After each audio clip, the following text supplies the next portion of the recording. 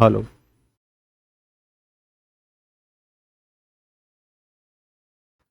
Hello प्यारे बच्चे, आज के इस सेशन में हम सीखेंगे साढ़े बाईस अंश का मान निकालना और कैसे आप जल्दी से जल्दी साढ़े बाईस अंश का मान निकालते हो, साढ़े बाईस अंश का मान कैसे निकल के आया, क्यों आया और कैसे हम साढ़े बाईस अंश के मान को प्रूव कर सकते हैं। तो मैं आपको ये सारे इस वीडियो में आज कंसेप्ट सिखाऊंगा और उसके अलावा आपको ये भी बताऊंगा कि एग्जाम के पॉइंट ऑफ व्यू से साढ़े बाईस अंश के मान को जल्दी से जल्दी कैसे याद रखें और कैसे आप जो है साढ़े बाईस अंश के सारे मान निकाल सकते हो। तो वो सारी चीजें आज की इस वीडियो में महत्वपूर्ण रहेंगी। साढ़े बाईस के साथ जैसा कि आप जानते हो एक और एंगल चलेगा। जब दो एंगलों का सम 90 होता है तो जब समकोण त्रिभुज होता है तो एक तो 90 होता है या बाकी दो का जोड़ 90 होता है, तो साढ़े बाईस अंश के साथ आपका 67.5 अंश का एंगल भी चलेगा, 67.5 डिग्री। तो 67.5 और 22.5 के हर मान को आप बड़ी आसानी से निकालोगे आज के बाद। ठीक है, देखते रहना ध्यान से। हम जानते हैं कि हमारा जो राइट एंगल ट्रायंगल है, तो राइट एंगल ट्रायंगल में जो एक एंगल होता है वो हमारा 90 डिग्री का होता है। बच्चों ध्यान से समझना है ना बातों को। तो जैसे मैंने मान लिया कि ये हमारा राइट एंगल ट्रायंगल है, तो राइट एंगल ट्रायंगल का एक एंगल तो आपका ये फिक्स हो गया कि 90 डिग्री का होगा। अब हम जो मान निकाल रहे हैं वो साढ़े बाईस का निकाल रहे हैं, मतलब 22.5 कह लो चाहे 22 से 1/2 कह लो, बात एक ही है। तो 22.5 डिग्री का एक एंगल है, तो दूसरा जो एंगल है वो हो जाएगा आपका 67.5 डिग्री, क्योंकि बाकी के दो एंगलों का सम जो है वो 90 होता है, तो इन दोनों का सम 90 बनेगा। तो 90 डिग्री के सामने वाली साइड हमारी हाइपोटेनस होती है और इस एंगल के सामने के इस एंगल को देखोगे साढ़े बाईस को, तो ये परपेंडिकुलर होगा और ये 20 होगा। तो कुल मिला के हमें कैसे भी करके एक ट्रिग्नोमेट्रिक रेशियो मिल जाए, पीबीएच का मान मिल जाए, परपेंडिकुलर बेस हाइपोटेनस ट्रायंगल के तीनों साइड्स पता लग जाएं, तो हम बड़ी आसानी से साढ़े बाईस और 67.5 अंश का मान निकाल सकते हैं। तो उसके लिए देखो क्या करना है आपको। तो उसके लिए हम यूज करते हैं, मैंने आपको एक फॉर्मूला लिखाया है cos 2 थीटा का। तो cos 2 थीटा का फॉर्मूला हमारा होता है, इसकी दो फॉर्म होती हैं। एक तो होता है आपका 2 cos स्क्वायर थीटा और -1, और एक दूसरी फॉर्म होती है 1 - 2 sin स्क्वायर थीटा। तो इसी फॉर्मूले की हेल्प से हम साढ़े बाईस अंश का मान निकाल सकते हैं। क्यों? क्योंकि देखो जो साढ़े बाईस है ना, अगर आप थोड़ा सा ध्यान से देखोगे तो जो साढ़े बाईस अंश है वो 45 अंश का आधा है। तो 45 अंश का हाफ है आपका 22.5 या 22 से 1/2 डिग्री। तो मतलब अगर हमें साढ़े बाईस का मान निकालना है, हमें तो 45 डिग्री की हेल्प लेनी पड़ेगी। तो अगर मैं यहां पर 45 डिग्री एंगल लेता हूं, क्योंकि 2 थीटा है, तो ऑटोमेटिकली जो थीटा का मान है वो उसका आधा हो जाएगा। तो 45 का आधा, तो थीटा का मान साढ़े बाईस हो जाएगा। तो तुरंत मेरे माइंड में क्लिक किया कि मैं cos 2 थीटा की हेल्प से और साढ़े बाईस का मान निकाल सकता हूं, क्योंकि 2 थीटा हम 45 अंश रखेंगे तो थीटा अपने आप आधा होकर 22.5 हो जाएगा, 22 से 1/2। तो वही हम यूज करते हैं। तो अगर हमें cos साढ़े बाईस का मान निकालना होता है तो cos वाला फॉर्मूला ले लेंगे, और अगर मैं sin साढ़े बाईस का मान निकालना है तो sin वाला फॉर्मूला ले लेंगे। तो पहले मैं आपको cos साढ़े बाईस अंश का मान निकाल के दिखाता हूं, ठीक है, उसके बाद हम sin का निकालेंगे। तो अगर मुझे cos का निकालना है तो cos वाला फॉर्मूला लेंगे। तो मैं cos 45 अंश 45 डिग्री को मैं लिख सकता हूं 2 cos स्क्वायर और 22.5 साढ़े बाईस, क्योंकि थीटा आएगा ना। अगर यहां पर 2 थीटा का मान आपने 45 अंश माना है तो ये थीटा आपका हाफ आएगा और -1 हमें निकालना है इसका मान, तो 1 इधर आ जाएगा और 2 बटे में आ जाएगा। तो आपका जो cos स्क्वायर साढ़े बाईस अंश है 22.5 डिग्री, ये बराबर हो जाएगा cos 45 -1 को इधर लेके आएंगे तो +1 हो जाएगा और डिवाइड बाई 2 ये हो जाएगा। और स्क्वायर को हटाओगे तो उधर रूट आ जाएगा। तो अगर मैं स्क्वायर को यहां से हटा दूंगा तो यहां पे आपका क्या आ जाएगा, रूट आ जाएगा। ये हो गया। अब मेरे समझ में आ गया कि भाई cos साढ़े बाईस अंश का मान बड़ी आसानी से आ जाएगा, क्योंकि cos 45 अंश का मान हमें पता है और यहां इसको सॉल्व कर लेंगे तो cos साढ़े बाईस अंश का मान आ जाएगा। तो देखो cos साढ़े बाईस अंश का मान कितना आएगा ये देखते हैं। तो cos साढ़े बाईस अंश का मान निकालेंगे तो आगे करेंगे तो अंडर रूट cos 45 का मान होता है 1/√2 और ऊपर क्या है +1, और नीचे तो आपका बचाया हुआ है, नीचे क्या है, तो मेरे बच्चों देखो नीचे क्या है, तो नीचे है आपका 2, तो +1/2 ये हो जाएगा। √2 यहां पर हम एलसीएम लेंगे, √2 नीचे आ जाएगा तो ये हो जाएगा हमारा √2 और +1/2 ये हो जाएगा। √2 +1/2 अगर मैं √2 का ऊपर नीचे मल्टीप्लाई कर दूं, हमें cos 45 अंश का मान कंप्लीटली निकालना है। तो अगर मैं √2 का ऊपर नीचे गुणा कर दूंगा तो यहां पे हमारा 2 + √2 हो जाएगा। तो ऊपर नीचे गुणा कर दूंगा तो √2 का ऊपर गुणा करोगे इसमें तो ये तो हो जाएगा 2 + √2 और नीचे करोगे तो हो जाएगा 4। तो 4 में से आपका 2 बाहर आ सकता है। तो cos साढ़े 22 अंश की वैल्यू हो जाएगी √2 प्लस √2 और बटे आपका यहां पे 4 में से 2 बाहर आ जाएगा। तो ये आपने वैल्यू किसकी निकाल ली, समझना ध्यान से, ये आपने वैल्यू निकाल ली cos साढ़े 22 अंश की, 22 से 1/2 डिग्री, और cos साढ़े 22 अंश की वैल्यू आ गई √2 प्लस √2 और बटे 2। ठीक है, तो ये हमारी वैल्यू किसकी आ गई बेटा, cos साढ़े 22 अंश की। ये बात सभी बच्चों को एकदम क्लियर होगी। ठीक है, अब जैसे आपने cos साढ़े 22 अंश की वैल्यू निकाल ली है, आप अगर चाहो तो एक वैल्यू से ही सारी वैल्यू निकाल सकते हो, क्योंकि ट्रायंगल में cos साढ़े 22 से ही आपको आधार पता चल जाएगा, कर्ण पता लग जाएगा। क्योंकि cos थीटा क्या होता है, cos थीटा होता है आपका बेस अपॉन हाइपोटेनस। जब दो साइड्स पता लग जाएंगी तो तीसरी हम निकाल लेंगे पाइथागोरियन ट्रिपलेट से, p² + b² बराबर h²। या तो ऐसे कर लो, या आपको निकालना है नहीं सर मुझे तो sin साढ़े 22 अंश का भी मान जो है ऐसे ही प्रूव करना है। तो देखो, अगर आप sin साढ़े 22 अंश का मान भी प्रूव करोगे तो वही हमारा फॉर्मूला लगेगा cos 2 थीटा। cos 2 थीटा बराबर हो जाएगा 1 - 2 sin² थीटा। फिर यहां पर 2 थीटा 45 अंश रख देंगे, तो 45 अंश रखेंगे तो cos 45 अंश बराबर हो जाएगा 1 - 2 और sin² साढ़े 22 अंश। 22 सही 1/2 कह लो, चाहे 22.5 कह लो। अब 1 को इधर लेके आएंगे तो माइनस हो जाएगा, लेकिन ये माइनस है तो ये पलट जाएगा, इसको इधर ले जाओ, इसको इधर लेके आओ। तो हम 2 sin² साढ़े 22 को इधर लेके आते हैं तो प्लस हो जाएगा 22.5 डिग्री, और cos 45 को इधर लेके जाते हैं तो 1 - cos 45 अंश ही हो जाएगा। तो आगे करेंगे तो 2 हमारा यहां से हटेगा और बटे में आ जाएगा, सिंपल सी बात है। और यहां से हमारा स्क्वायर हटेगा तो स्क्वायर हट के हमारा इधर रूट आ जाएगा। तो बस यहाँ जो प्लस था उसकी जगह माइनस हो जाएगा। तो यहां पर अगर हम आगे सॉल्व करेंगे तो इसका मान 1/√2 होता है, तो √2 - 1/2, √2 सेम टू सेम सिचुएशन बनेगी। √2 का ऊपर नीचे गुणा करेंगे तो आ जाएगा अंडर में 2 - √2 और बटे 4, 4 में से 2 बाहर आ जाएगा, तो अंडर में 2 - √2 बटे 2।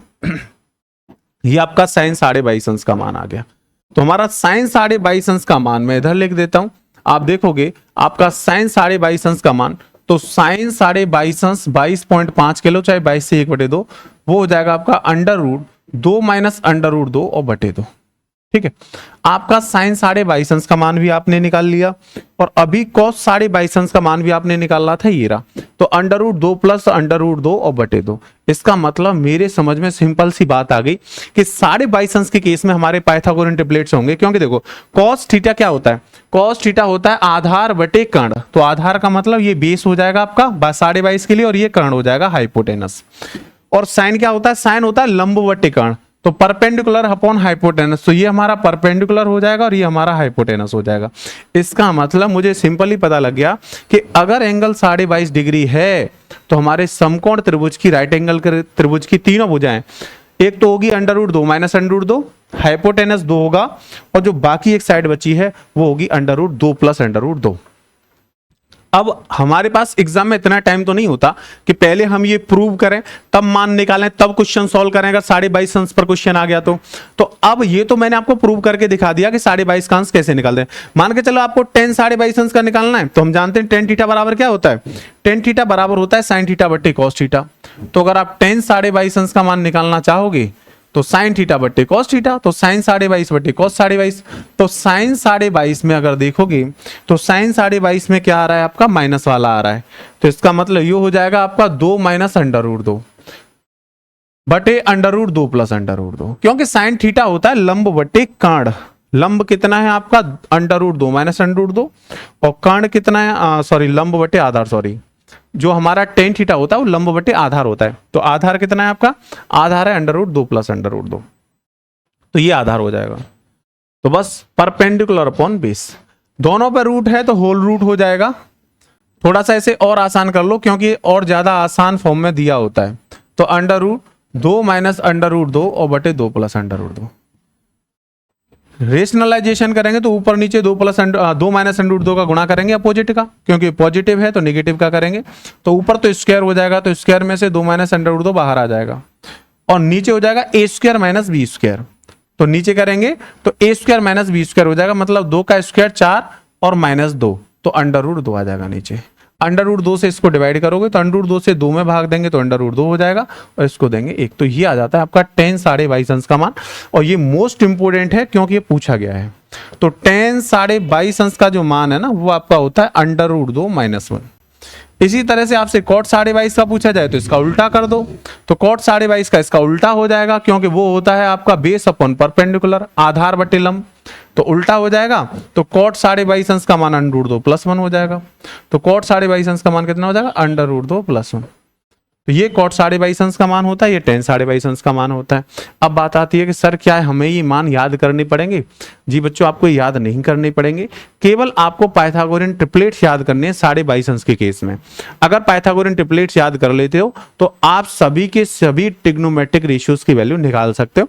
मैं आपको बताता हूं कैसे निकालोगे। देखो, अभी आपने ये sin 22.5 निकाला है, तो sin 22.5 से मतलब लंब हो गया 2 - √2। तो हमने देखा कि हमारे 22.5 अंश के केस में पाइथागोरियन ट्रिपलेट्स बन रहे हैं √2 - √2, √2 + √2 और 2। तो बस हमें एक राइट एंगल ट्रायंगल बना के इसके पाइथागोरियन ट्रिपलेट्स ध्यान रखने हैं। पाइथागोरियन ट्रिपलेट्स ध्यान रखने हैं, जैसे ये हमारा राइट एंगल ट्रायंगल हो गया, इसका ये वाला जो एंगल है वो हमारा 90 डिग्री हो गया। एक एंगल हम 22.5 मान लेंगे 22.5 डिग्री, तो बाकी जो दूसरा एंगल है वो 67.5 हो जाएगा। तो अगर आप 22.5 का मान निकालोगे तो 67.5 का मान अपने आप ही ऑटोमेटिक निकल के आ जाएगा। अब देखो, 90 डिग्री के सामने हाइपोटेनस होता है तो वो तो 2 हो जाएगा, 22.5 और 67.5। तो मैंने आपको प्रीवियस सेशन में भी बताया था कि छोटे एंगल के सामने की साइड छोटी होती है और बड़े एंगल के सामने की साइड बड़ी होती है। तो पाइथागोरियन ट्रिपलेट्स याद रखने में अगर आपको कंफ्यूजन हो जाए, जैसे आपने याद तो की है लेकिन कंफ्यूजन हो गया कौन सी साइड कौन सी होगी, हाइपोटेनस में कभी कंफ्यूजन नहीं होगा क्योंकि वो फिक्स रहता है 90 के सामने, बाकी दो में कंफ्यूजन होगा। तो हमेशा ये देख लो कि जो छोटा कोण है उसके सामने छोटी वाली साइड लिखोगे और जो बड़ा कोण है उसके सामने बड़ी वाली साइड लिखोगे। तो देखो, इन दोनों में ये छोटा है तो इसके सामने वाली जो साइड होगी वो होगी 2 - √2, और ये बड़ा है तो इसके सामने वाली जो साइड है वो होगी 2 + √2। तो ये पाइथागोरियन ट्रिपलेट्स होते हैं 22.5 अंश के केस में। 22.5 अंश के सामने वाली साइड √2 - √2 होती है, 67.5 के सामने वाली साइड √2 + √2 होती है, और ये हाइपोटेनस होता है। अब आपसे इसमें कोई भी ट्रिग्नोमेट्रिक फंक्शन का आप मान निकाल सकते हो। जैसे एक स्टूडेंट ने कहा सर मुझे तो sin 22.5 अंश का मान चाहिए, तो 22.5 अंश, तो sin थीटा क्या होता है? लंब बटे कर्ण। तो 22.5 अंश के लिए लंब तो ये हो गया, तो √2 - √2 और बटे कर्ण कितना होगा? 2। ऐसे एक स्टूडेंट ने कहा नहीं सर मुझे तो cos 22.5 अंश का मान चाहिए, तो cos 22.5 होता है आधार बटे कर्ण। तो 22.5 के लिए आधार ये है और कर्ण ये है, तो √2 + √2 और बटे 2। एक स्टूडेंट ने कहा सही नहीं मुझे सर मुझे तो tan 22.5 अंश का मान चाहिए, तो tan 22.5 अंश का मान निकालोगे तो tan 22.5 अंश tan थीटा क्या होता है? लंब बटे आधार, तो लंब बटे आधार। तो जो अभी मैंने निकाला था, अभी आपको निकाल के भी दिखाया था, 2 - √2 और बटे 2 + √2, ये tan 22.5 का हो जाएगा। और इसकी जो इजीएस्ट फॉर्म है वो होती है √2 - 1, ये भी आपको ध्यान रखनी है, ठीक है। और आगे आसान करेंगे तो, और मैंने आपको सिखा रखा है कि जब दो एंगलों का सम 90 होता है तो sin cos के बराबर होता है, tan आपका जो है tan cot के बराबर होता है, sec cosec के बराबर होता है। तो जैसे यहां पर आपका जो है एंगल सम 90 है इन दोनों का, तो जैसे जो मान sin 22.5 का है ये मान आपका cos 67.5 डिग्री का होगा। नहीं तो आप देख लो, देखो cos थीटा क्या होता है? cos थीटा होता है आधार बटे कर्ण, तो 67.5 के लिए आधार ये होगा और कर्ण ये होगा। तो देखो वही तो आ रहा है √2 - √2 बटे 2। तो या तो उस कॉन्सेप्ट से समझ लो कि एंगल सम 90 होता है तो sin cos के बराबर होता है, या आप अगर पाइथागोरियन ट्रिपलेट्स आपको याद है तो 67.5 एंगल दिया हो तो 67.5 को हम एंगल लेंगे तो उसके सामने ये परपेंडिकुलर लंब हो जाएगी ये वाली साइड, और ये आधार हो जाएगा। जब हम 22.5 लेंगे तो ये लंब हो जाएगा, ये आधार हो जाएगा, बस ये चेंज आएगा। जो आपका cos 22.5 अंश का मान है वो आपका sin 67.5 अंश के बराबर होगा, 67.5 डिग्री। नहीं तो देख लो sin थीटा होता है लंब बटे कर्ण, तो 67.5 के लिए लंब ये होगा, तो √2 + √2 और बटे कर्ण कितना हो जाएगा? 2। और tan 22.5 अंश का जो मान है वो आपका बराबर होगा cot 67.5 डिग्री 67.5 डिग्री, क्योंकि एंगल सम 90 है तो tan cot के बराबर होगा। और बाकी के जो हैं वो इनके उल्टे होंगे। जैसे आपको मान के चलो cosec निकालना है तो इसका उल्टा कर दो, तो 2 बटे, क्योंकि cosec होता है कर्ण बटे लंब, तो इसका उल्टा हो जाएगा, sec इसका उल्टा हो जाएगा, cot इसका उल्टा हो जाएगा। तो ऐसे करके आप 22.5 अंश और 67.5 अंश के केस में each and every trigonometric ratio की वैल्यू निकाल सकते हो, हर त्रिकोणमितीय अनुपात की, sine cos tan sec cosec सबकी। और आपको एग्जाम के पॉइंट ऑफ व्यू से आपको केवल ये ट्रिपलेट्स ध्यान रखने हैं, मोस्ट इंपोर्टेंट ट्रिपलेट्स ध्यान रखने हैं। और अगर ट्रिपलेट्स याद ना रख पाओ तो कोई एक मान ध्यान रख लो, बस इसी एक मान से सब निकल के आ जाता है। क्योंकि एक मान से आपको अगर दो साइड मिल जाएंगे तो राइट एंगल की तीसरी जो साइड है वो P square plus B square बराबर एच स्क्वायर से निकल के आ जाती है। तो आप मेरे हिसाब से जो मैं आपको बताऊंगा, सजेस्ट करूंगा, तो आपको केवल ये ट्रिपलेट्स ध्यान रखने हैं 22.5 67.5 के केस में, कि 22.5 के सामने वाली साइड अंडर 2 माइनस अंडर 2 होती है, 67.5 के सामने वाली साइड 2 प्लस अंडर 2 होती है रूट में, और ये 2 होता है। और इस ट्रिपलेट से आप कोई भी ट्रिग्नोमेट्रिक रेशियो निकाल सकते हो, ठीक है।